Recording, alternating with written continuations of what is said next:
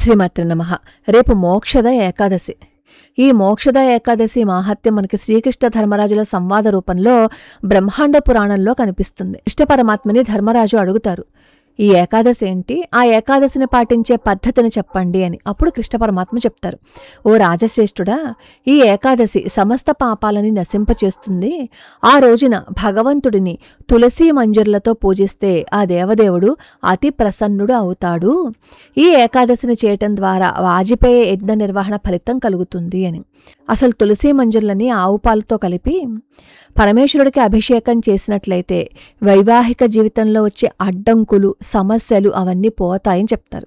అలాగే ఈ తులసీ మంజరులని ఎరుపు గుడ్డలో కట్టి మనం ఎక్కడైతే బీరువాలో ధనాన్ని భద్రపరుస్తామో అక్కడ పెడితే నెగిటివ్ దృష్టి అనేది ఉండదుట, నకారాత్మక శక్తి అనేది ఉండదుట.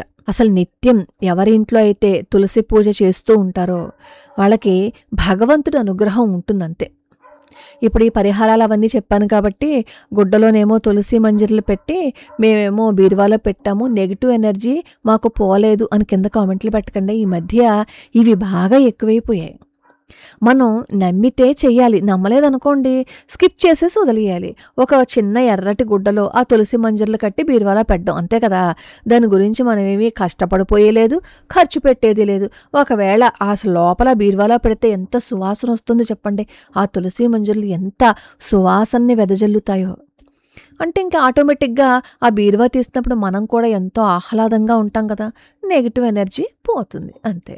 దాంట్లో పెద్దగా ఆలోచించవలసిన విషయం కూడా లేదు. దాని గురించి ఏమో అనవసరంగా బుర్ర బద్దలు పట్టుకోవాల్సిన అవసరం అంతకంటే లేదు.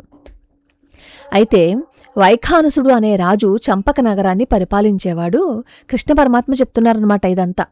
ఆ రాజు ప్రజల పట్ల ఎంతో అనురాగం చూపించేవాడు. వేదజ్ఞాన పారంగతులైన ఎందరో బ్రాహ్మణులు ఆయన రాజ్యంలో జీవించేవారు. తన తండ్రి నరకంలో పడి అక్కడ దుఃఖాలను అనుభవిస్తున్నట్లుగా ఆ రాజుకి ఒకరోజు కల వచ్చింది. అది చూసి రాజు దిగ్భ్రాంతి చెందాడు. మరునాడేమో అందర్నీ పిలిపించి తన కలని వెల్లడించాడు.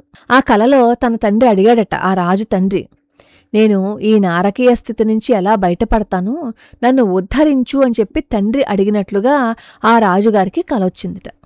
ఆ కల ఎప్పుడైతే వచ్చిందో అప్పటినుంచి రాజుకి శాంతి లేదు. రాజ్యపాలనలో ఎటువంటి సుఖంగాని అభిరుచిగాని అతనికి కనిపించటం లేదు. చివరికి కుటుంబ సభ్యులతో కూడా చాలా ఉదాసీనంగా వ్యవహరిస్తున్నాడనమాట.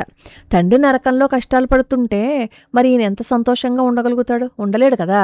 తనకున్న జీవితం గాని, రాజ్యం గాని, సంపద గాని, బలం గాని అన్నీ వ్యర్థమే అనే కదా భావిస్తాడు.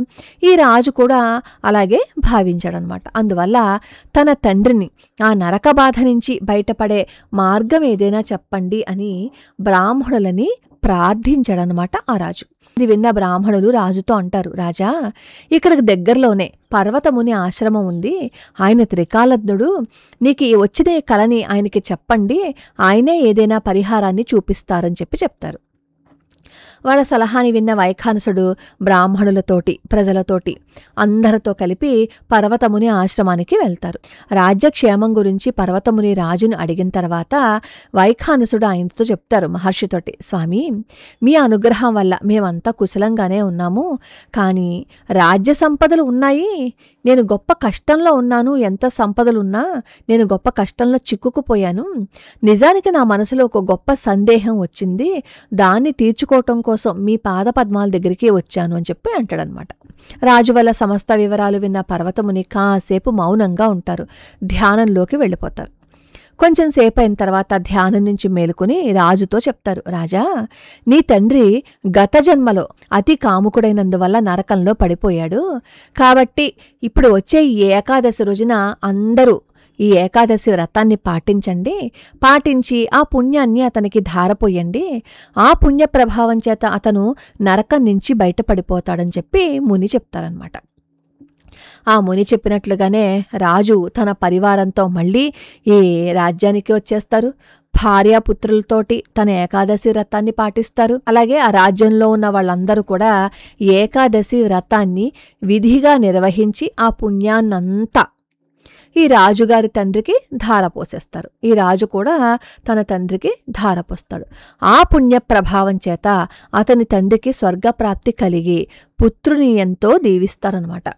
కాబట్టి ఓ రాజా, మోక్షద ఏకాదశిని యథావిధిగా పాటించేవాడు నిస్సంశయంగా సమస్త పాపాల నుంచి బయటపడిపోతారని చెప్పి కృష్ణ పరమాత్మ ధర్మరాజుకి చెప్పారు. అందులోనూ గీతా జయంతి రోజున ఏకాదశి వ్రతమాహత్యాన్ని వినడం ఎన్ని జన్మల పుణ్యమో, అసలు ఎన్ని జన్మలు మనం పుణ్యం చేసుకుంటేనో గాని ఇలాంటి అవకాశమో అదృష్టమో మనకి రాదు. ఒక మంచి విషయం వినాలి అంటే అది మన వల్ల జరగదు, భగవంతుని అనుగ్రహం ఉండాలి. గీతా జయంతి కూడా కాబట్టి కనీసం మీకు ఏదైనా ఒక అధ్యాయం వస్తే ఆ అధ్యాయం చదవడానికి ప్రయత్నించండి. గీత పుట్టిన ఈ రోజున ఒక్కసారి మనం ఈ కృష్ణ భగవానుడు అర్జునుడికి ఉపదేశించిన ఈ గీతలో ఒక్క శ్లోకాన్నైనా చదువుకుంటే మన జీవితం ధన్యమైపోతుంది. కృష్ణ పరమాత్మ అనుగ్రహం మనకి ఉంటుంది. ఏకాదశి రోజు ఎలా ఉపవాసం ఉండాలి, ద్వాదశి రోజు ఎలా అది పారణ చెయ్యాలి, అలాగే దశమి రోజు ఏం తీసుకోవాలి అని ప్రతి వీడియోలోనూ నేను చెప్తూనే ఉన్నాను కదా. అయినా మళ్ళీ చెప్తా.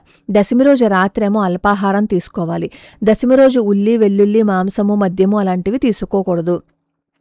ఏకాదశి రోజును కూడా ఉల్లి, వెల్లుల్లి, మాంసము అవేవి తీసుకోకూడదు. మీకు ఉండగలము, మాకు శరీరం సహకరిస్తుంది అని అనుకుంటే ఉపవాసం ఉండండి. ఉపవాసం అంటే కటిక ఉపవాసం కాదు. మీరు ఏదైనా సాత్వికంగా పలహారం తీసుకోవచ్చు, పళ్ళు తీసుకోవచ్చు, పాలు తీసుకోవచ్చు. అలాగే ద్వాదశి రోజున అతి తొందరగా పారణ చేసేయాలి. ఆ పారణ చేసేటప్పుడే సద్బ్రాహ్మణుడికి స్వయం పాకాన్ని కూడా సమర్పణ చేయాలి. చేసేసిన తర్వాత తొందరగా వచ్చి అప్పుడు పారణ చేసేయండి. ఒకవేళ పారణ చేయడానికి సమయం మించిపోతుంది అని అనుకుంటే ముందే ద్వాదశి రోజున పారణ చేసేసి ఆ తర్వాత సద్బ్రాహ్మణుడికి స్వయం పాకాన్ని సమర్పణ చేయాలి. ఏది చేసినా గాని మనం నిస్వార్థంగా కల్మషం లేకుండా భగవంతుడి పాదాలు పట్టుకుంటే మనం ఏం చేసినా భగవంతుడి అనుగ్రహం ఉండి తీరుతుంది.